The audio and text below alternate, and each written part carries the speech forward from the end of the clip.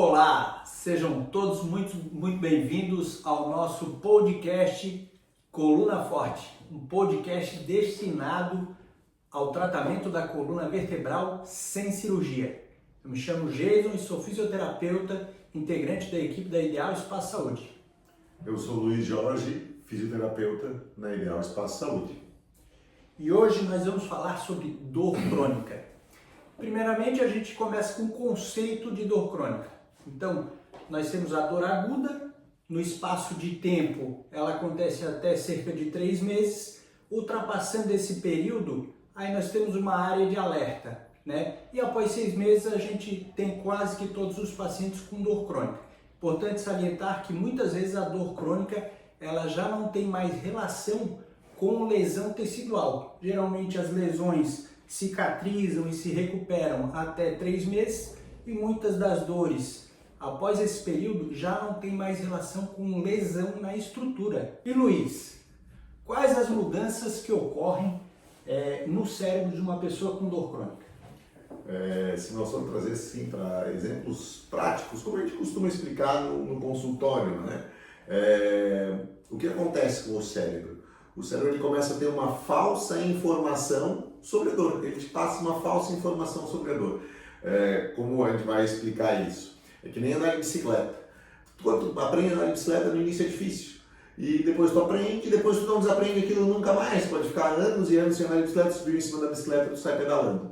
Então a dor crônica é mais ou menos isso. Quando tu faz, existe uma via no nosso corpo que vai levar essa informação de dor. Quando essa via fica treinada, ela aprende a ficar mandando dor para tudo. A gente estava discutindo aqui, por exemplo, os casos muito comuns são os casos de lombar. Por exemplo, vou me abaixar para pegar alguma coisa. Isso machuca a lombar? Não, não machuca. Mas a pessoa criou uma restrição. Quando ela vai fazer esse movimento, o cérebro, como ele sabe mandar esse impulso de dor com muita facilidade, a pessoa faz pouco esse movimento que tem medo da dor, quando ela faz esse movimento, o cérebro manda uma informação de dor, mesmo não estando machucando. Então, esse é um dos exemplos clássicos que a gente costuma usar no consultório para a pessoa entender que não machuca, mas essa via ela está facilitada. Tem citou não um ditado, né, mas foi um escritor que fez essa frase, que para quem só sabe usar o martelo, tudo parece prego. Então, para a coluna, o que acontece? Como ela aprende a mandar esse caminho de dor, a dor fica muito facilitada. Com esse caminho facilitado, tudo quanto movimentos que não estariam machucando, ela acaba mandando informação de dor. Seja uma inclinação, às vezes seja um peso um pouco maior, seja pequenos tempos, às vezes em posições alteradas, ela já começa a disparar a dor e o paciente acaba tendo essa dor crônica. E na tua visão, Jason, como é que tu costuma explicar para os pacientes? Eu costumo explicar fazendo analogia com o alarme de um carro. Então imagina um carro que ele está com o alarme desregulado, passa um ônibus na rua, aquele vento que o ônibus joga no carro, sacode o carro e o alarme dispara. Então assim, não teve nenhuma atitude para arrombar o carro e mesmo assim o alarme disparou. E isso é o que acontece no cérebro de pessoas com dor crônica. Então não necessariamente aquele movimento, aquela ação, ela causa algum dano à estrutura. Mas o cérebro, que está com a transmissão amplificada, ele acaba trazendo essa situação de dor para o indivíduo. E aí o importante é que a gente vá fazendo com o indivíduo uma exposição gradual ao movimento e utilizando atividades que distraiam esse indivíduo. Porque quando ele bota o foco no movimento e na dor, isso acaba amplificando a sensação. Então é interessante a gente botar ele em atividades com situações que distraiam ele. Então, por exemplo, a gente vê muito quando o indivíduo, porque a dor ela tem relação com o contexto. A dor crônica ela é contextual. Então, quando tu está viajando com a tua família, se divertindo, às vezes tu esquece a dor, porque o contexto é outro. Quando tu está em um ambiente que tu está estressado, sofrendo pressão do chefe, isso tudo, esse contexto, ele faz com que essas vias sejam facilitadas e tu experimente mais dor naquele momento. Quer ver? Eu lembrei de alguns relatos interessantes assim, de pacientes, né? Tem paciente que fala assim, Luiz, eu estava atrasado do trânsito, tinha que pegar minha mulher, que tinha um compromisso social, não sei o quê, e eu estava com muita dor. Aí fui lá, cheguei para pegar minha esposa, a esposa não estava pronta, eu fiquei mais estressado ainda, chegando no evento, eu saí do carro, pendurado, me apoiando no carro. Tomei 2 taças de vinho e a dor sumiu. Tem algum componente físico, tecidual nisso? Ah, é a hérnia que está incomodando, porque o paciente veio para mim com uma queixa de hérnia. Não, porque a hérnia ela vai embora quando a gente toma uma taça de vinho. Não, o que aconteceu? Ele mudou o contexto. Então, quando a gente tem a mudança do contexto, isso, deixando bem claro, é para o paciente com dor crônica, que é diferente da dor aguda, aquela, como o Jesus explicou no início, que acontece antes dos 3 meses. Aquela dor de pancada, que a gente localiza muito bem, que tem edema, né? A dor crônica é diferente. Ela apresenta essas características que a gente está conversando aqui. E a gente está conversando justamente porque para que o paciente consiga se ver nesses exemplos, né? Sabe uma coisa que eu acho bem curioso também? Tem alguns pacientes que eu falo assim, eu tenho dor aqui há 5 anos. E aí que pergunta para o paciente, e quando é que dói? Eu digo, só quando eu passo roupa. Aí não é dor crônica.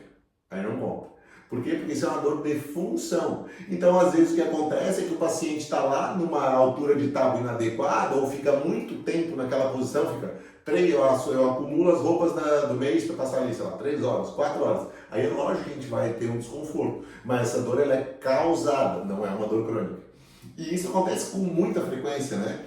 Jason, eu posso citar mais uns 2, 3 exemplos, mas vamos passar a voz aqui para o meu... Esse caso é um exemplo de uma dor mecânica inflamatória. Então, se eu pegar meu dedo aqui e ficar segurando ele aqui, forçado, durante alguns minutos, eu vou começar a ter dor. E aí, essa atividade que a pessoa está lá numa posição, passando roupa, corpo inclinado, durante alguns minutos, meia hora, e aí ele começa com aquela sensação de dor, então a gente não tem uma relação, nesse caso, com uma dor crônica. Com relação às dores lombares, é interessante assim, independente do tipo, do nível de atividade física, tá? Indivíduo sedentário, indivíduo ativo, quando o paciente experimenta um episódio de dor lombar, 70%, cerca de 70% das pessoas vão se recuperar dentro do intervalo de 12 semanas. Mas cerca de 30%, independente se ele é ativo ou sedentário, de alguma forma eles vão evoluir para um caso de dor crônica. Então, assim, obviamente, a atividade física é positiva? É positivo, mas não existe aí uma explicação, é como se Deus botasse a mão lá em cima e dissesse, esse grupo vai evoluir para dor crônica, esse grupo vai se recuperar em 12 semanas. E o importante é que a gente, com o manejo do quadro, tente libertar essa pessoa dessa situação. E aí outra coisa importante, pessoas que têm dor, por exemplo, eu fiquei com 30% de tempo numa zona de incapacidade. Pessoas que têm 30% de incapacidade, se eles não forem manejados, ao final de 5 anos eles continuam com 30% de incapacidade. Aquele indivíduo que tem 80% de incapacidade, se ele não for manejado, ao final de 5 anos ele tem aquela mesma situação. Então o manejo da dor crônica, ele vai fazer com que essa incapacidade, ao final desse período, ela seja reduzida. Bem interessante isso que o Jason falou. E aí, só para deixar um pouco mais claro, o que é o manejo da dor? A gente ensinar para o paciente e treinar com o paciente estratégias para o controle da dor. Isso é manejo da dor, né? Porque, por exemplo, a gente pega um paciente lá com dor lombar, isso é a nossa prática diária, dor lombar, dor torácica ou dor na cervical, né? Dor aqui pertinho do pescoço, dor nessa região de tórax, ou dor mais perto lá dos glúteos, essa dor, qualquer dor na coluna, ela pode ser treinada. O que eu quero dizer com isso? O paciente fala que está com dor. Se ele parte para a inatividade, a tendência dele é permanecer no mesmo quadro, né? Algumas vezes até agravar. O Jason trouxe ali uma estatística de 80% de capacidade, ao final de 5 anos ele continua com o mesmo 80%. Só que o que acontece? Quando ele vem para ser treinado, né? Ou pode até treinar sozinho, é um pouquinho difícil, mas pode. A gente vai fazer uma seguinte regra. O indivíduo que realiza uma atividade e essa dor se mantém, a gente mantém a atividade física, ou mantém aquele tipo de exercício. Se a gente tem ele tem uma dor e aquela dor é aliviada com algum tipo de exercício, o que a gente faz? A gente estimula esse tipo de exercício. Quando a gente para de fazer o exercício, só se essa dor ela aumenta com a execução do exercício. E isso vai fazendo o quê? Porque muitas vezes o paciente chega lá no consultório e a gente pede para ele fazer uma flexão, né? Ir lá em direção como se fosse amarrar os cadarços ou algo parecido. Ele faz a flexão, daí ele volta e diz, pô, doeu. Aí eu tô assim, repete. Aí o cara repete, doeu menos. Ele repete. E ele repete 4, 5, 6, na 7ª vez ele não tem mais dor nenhuma. Então o que acontece? Esse exercício estava machucando ou era o cérebro que não entendia esse movimento direito e mandava uma informação de dor? Né? Isso faz parte do manejo, que é o quê? É expor o paciente a esse tipo de desconforto para que deixe de ser um desconforto, uma vez que a gente sabe que esse movimento não está machucando. Né? Então, o manejo, isso é uma estratégia. Educação é uma estratégia. Expor ao movimento é uma estratégia. Diminuir padrões inflamatórios é manejo para dor? É manejo para dor. Diminuir situação de estresse é manejo para dor? É manejo para dor. Acho que essa parte do estresse é bem interessante, a gente dá uma comentada a mais, né? Porque... Quer comentar lá, Liz? Falar um pouquinho? Eu tenho alguns exemplos para dar aí, acho que são bem interessantes, porque as pessoas começam a se ver nessa brincadeira, né? E outra situação que a gente tem que estar bem atentos é o seguinte: quando esse paciente também ele chega para nós com dor crônica, né, achando que a gente é que vai resolver o problema deles, esse paciente, em teoria, ele não é nosso paciente. Porque, como o Luiz falou, o manejo da dor, ele é um caminho que é traçado por duas pessoas, o paciente e nós aqui no caso da fisioterapia. Né? A gente vai procurar junto com esse paciente estratégias, né, de empoderamento, de alta eficácia, para que ele realize as suas atividades e não seja limitado por conta dessa dor. Quando isso tudo fica só nas minhas mãos, como se eu fosse o responsável pelo resultado, eu vou ser só mais um profissional da área da saúde que passou na vida dessa pessoa e não gerou resultado. Né? Então a dor crônica é como se fosse um oceano e eu e o Luiz, a gente está aqui no nosso aquário. A hora que a gente vai entrar no mundo da dor crônica, existe o mundo do paciente e todo o contexto, tudo que permeia a vida dessa pessoa. Então, quando a gente está no nosso aquário querendo dizer o que é e o que não é, a gente geralmente está fadado ao insucesso. Então, a gente tem que entender o contexto e mergulhar junto com esse paciente nesse oceano, que é escuro, né? E aí percorrer um caminho para tentar melhorar esse paciente. Outra coisa é que nem sempre o paciente que tem dor crônica, que às vezes ele vem buscando a cura completa, né, é um paciente que vai se frustrar, porque nem sempre a dor crônica ela vai ter uma remissão completa. A gente tem que entender com ele o quanto de dor que é possível a gente reduzir para que ele tenha uma atividade onde ele possa ter atividades sociais, ele possa ter o convívio com a família, trabalhar, mas que essa dor não limite as suas funções no dia a dia. Acho que a gente sempre não dá para dizer, né? Mas na maior parte dos casos a gente tem sucesso nisso. E aí existe uma escala que a gente usa para isso, né? Que é uma escala de dor. De 0 a 10, até quanto é tua dor, né? E esse 0 a 10, o que a gente busca sempre? Se o paciente ficar num nível de dor entre 2 e 3, porque a gente não tem esse prejuízo que o Jesus está falando, que é o prejuízo social, né? E muitas vezes o paciente chega aqui com uma dor 7, 8, 9, até 10, né? E algumas vezes ele tem que entender também o que é esse 10. Sobre esse aspecto ali que a gente estava falando do oceano, isso é muito interessante também, porque a gente usa algumas outras ferramentas para isso, né?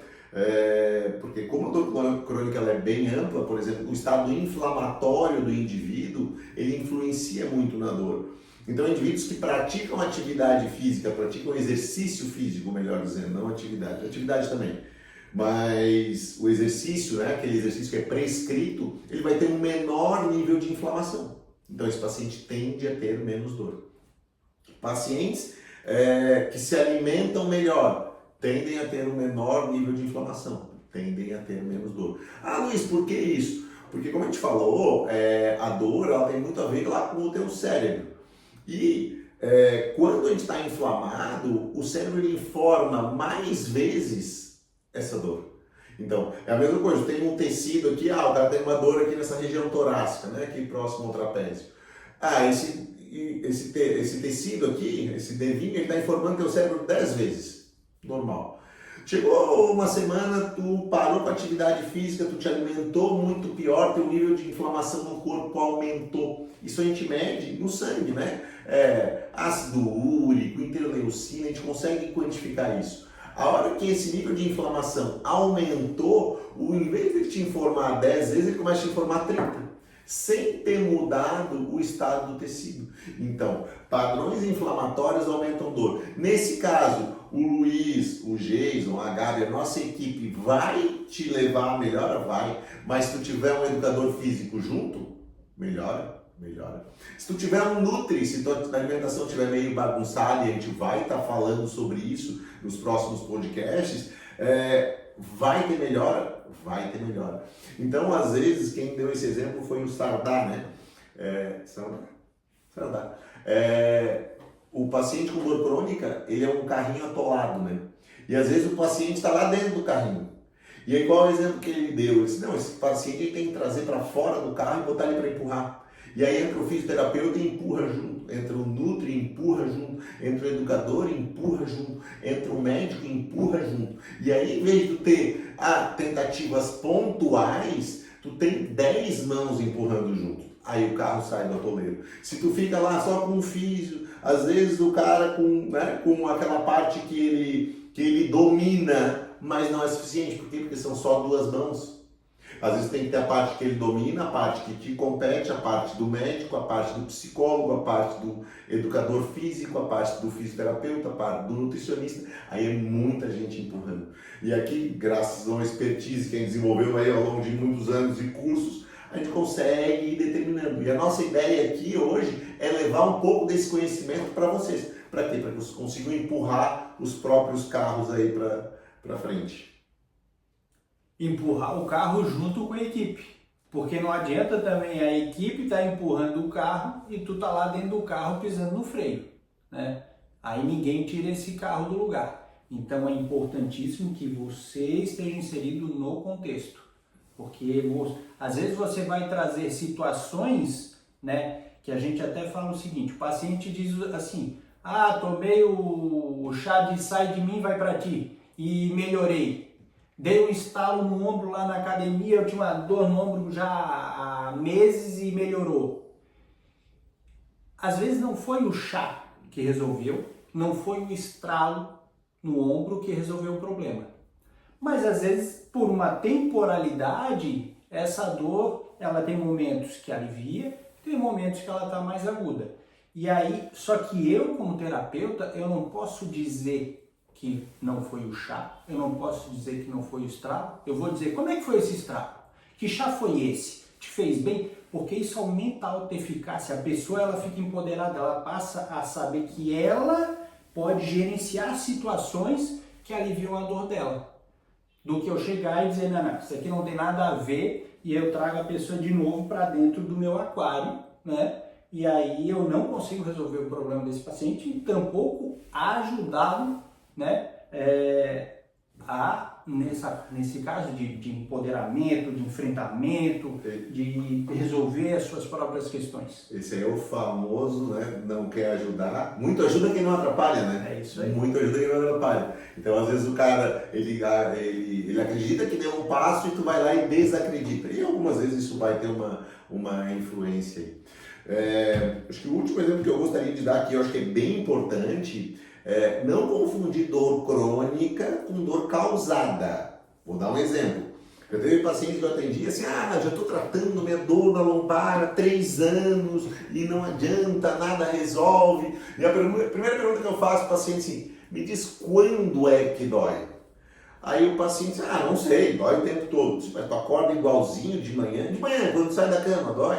Não, tá tudo bem. Já toma café, depois do café da manhã dói, pode ter influência alimentar, o lugar que tá tomando. Não. No almoço, tá tudo, não, almoço, vou caminhando, dói? Não dói. À tarde, então, no final de tarde, tá cansado do trabalho? Não. Aí a pessoa diz, é só quando eu sento no sofá. Isso não é dor crônica. É uma dor causada, de novo, mas muitas vezes nós não estamos atentos ao dia a dia, aos fatores que realmente desencadeiam essa dor. Então, isso é um fator muito importante para que a gente consiga filtrar e ver se esse paciente é portador de dor crônica ou não. E sobre os avanços na área de tratamento da dor, né? A gente tem visto agora aquela terapia magnética transcraniana, né? E a gente tem observado que ela também não é para todo tipo de dor crônica. Existem situações específicas onde essa terapia transcraniana, essa terapia magnética transcraniana vai ajudar. O que a gente tem de mais evidência, né, seria muito mais um contexto de exercício físico e terapia manual. Então a terapia manual, a gente não pode botar ela como o fiel da balança, ela é só um instrumento para que eu consiga levar esse paciente à atividade, ao exercício físico. Então, se tem situações que a terapia manual pode ajudar para facilitar esse indivíduo a começar a se exercitar, é esse casamento que a gente deve utilizar. E a exposição sempre gradual, tá? Existe, por exemplo, dependendo do tipo de dor que a pessoa está sentindo, uma terapia ela pode se mostrar positiva, como ela pode se mostrar negativa. Dependendo de áreas do cérebro que essa dor tem relação, porque se ela tem uma relação mais emocional, né, a descrição, os descritores de dor que esse paciente utiliza, eles têm relações mais emocionais, às vezes um psicólogo pode ajudar porque ele ajuda nessa questão emocional. Então, por exemplo, se um paciente com fibromialgia, ele vem fazer, por exemplo, a acupuntura e está mais relacionado a essa questão emocional, eu posso ajudar ele, esse paciente pode se beneficiar. Se ele chega num outro dia, o mesmo paciente, mas com uma dor muito mais relacionada a uma sensibilização, se eu for com a agulha de acupuntura, como ele já está sensibilizado, esse estímulo está amplificado, esse paciente sai pior. Então, na conversa com o paciente, a gente tem que identificar. É uma sensibilização do sistema. E hoje, a acupuntura não é interessante. Hoje é muito mais uma questão emocional e não de sensibilização, que a acupuntura pode trabalhar isso. Então, a gente tem que... Quer ver um exemplo que é bem claro? Ontem ainda fiz um teste assim com uma paciente. O paciente chegou com uma dor na coxa e eu estava com uma suspeita de sensibilização. Eu fui ali, peguei a coxa da paciente e fiz isso aqui, ó, umas 8 vezes. E pedi para ela levantar. Como é que ela levantou? Pior. Então eu só fiz isso para tu pensar comigo, né? Isso foi educativo. Quando eu faço isso, eu machuco alguma coisa? Não, mas piora a dor. Por quê? Porque o cérebro não está informando corretamente sobre aquele estímulo. Isso é bem interessante. E tem o Jason usou ali um termo que se usa, que é o termo emocional. Eu não gosto porque a gente acaba afastando algumas pessoas. Porque tem pessoas que falam assim, eu acho que a minha dor é emocional. Não é emocional. Eu sempre uso a palavra bioquímico. Porque quando a gente tem um fundo emocional, esse fundo também é bioquímico. O que é isso? Ele libera uma enxurrada de hormônios lá dentro do nosso corpo que vão sinalizar para aumentar essa dor. Mas isso depende de uma emoção. Seja ela estresse, tristeza, euforia. As emoções liberam hormônios e esses hormônios eles potencializam a dor ou mascaram ela, né? Mas essa explicação do emocional, eu vejo que tem muita gente que ela, assim, tá pensando que eu sou louco, não tem uma boa aceitação. Para quem não tem uma boa aceitação, pode usar o bioquímico. Para quem tem uma boa aceitação, pode ser o emocional. A gente está falando sobre a mesma coisa com palavras diferentes, né? A gente não está falando de dor emocional, a gente está falando que as emoções influenciam na dor. Tanto para modular, ou seja, para controlar a dor. Então, alegria, né? Felicidade. E essas situações, elas geralmente trazem o nível de dor para baixo. Depressão, angústia, jogam o nível de dor para cima. A dor, ela não é emocional. A dor, ela existe, está ali, né? Só que as emoções e o contexto, eles influenciam diretamente nessa situação. Acho que tá bom por hoje, né? Falamos bastante no nosso primeiro episódio. Talvez aí tenha extrapolado algumas coisas para a gente falar para o próximo aí a respeito da dor crônica. E ficamos por aqui. Feito? Um grande abraço e até o próximo Coluna Forte, podcast destinado ao tratamento da coluna vertebral sem cirurgia.